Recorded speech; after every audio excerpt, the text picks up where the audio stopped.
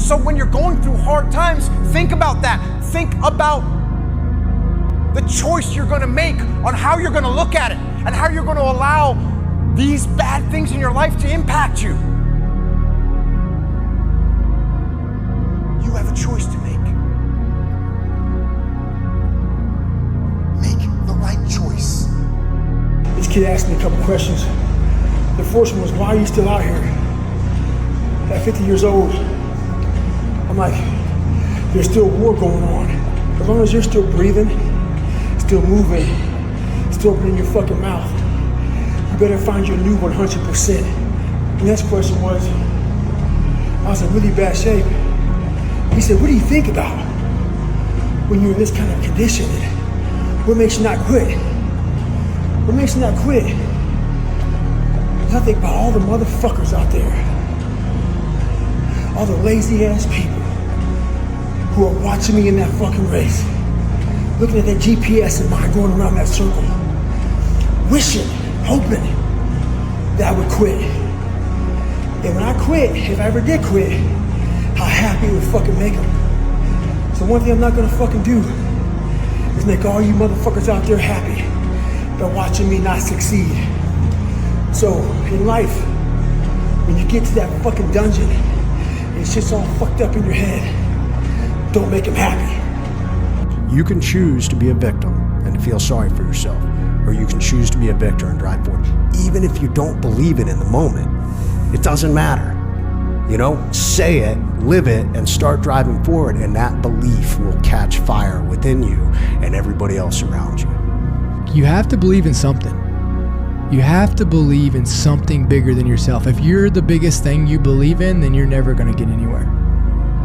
When you're stupid enough, which means hard enough, to continue to get back on something when you're throwing up, you now are going to a place where, oh, let my body get in shape, motherfucker.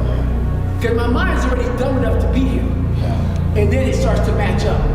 So I knew I had just a minimal time with him, so I wanted to make sure he kept throwing up, getting back on, throwing up, getting back on, falling off, getting back on.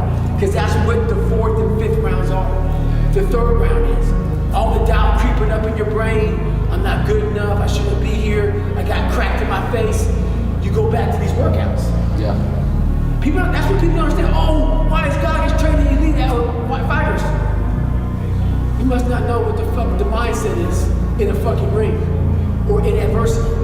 If you are not fit enough to handle adversity, you will crumble.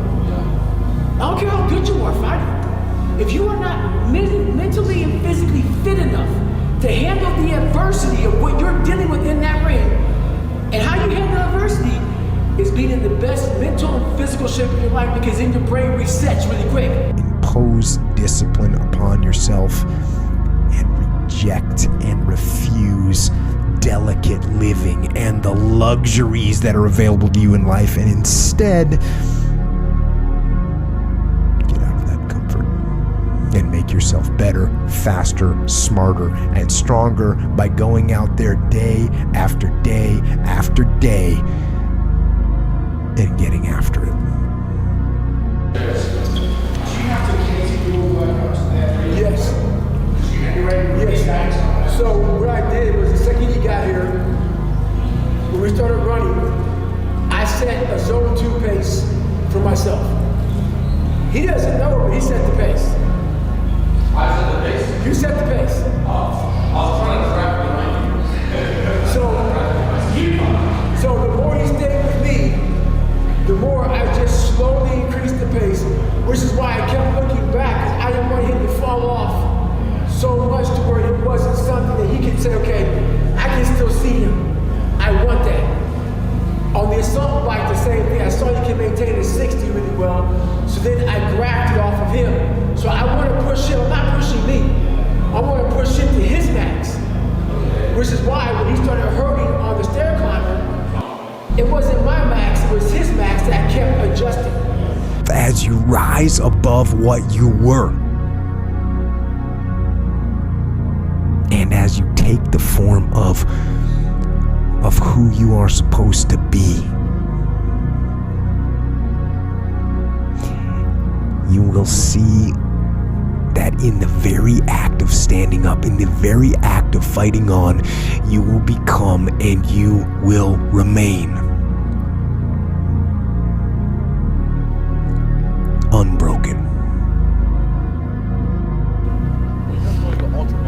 When you get to 40 miles in or whatever, where's your head at? That's when, from 0 to 40, that's when my head's the worst. Really? Because I don't want to do it.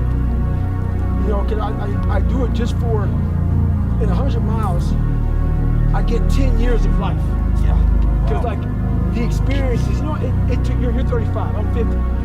What I realized in my 50 years of life is it took so many ups and downs and ups and downs and ups and downs for me to get the knowledge I have. You put your ass out there in that race, 200 miler, 300 miler, you get all those ups and downs in 70 hours.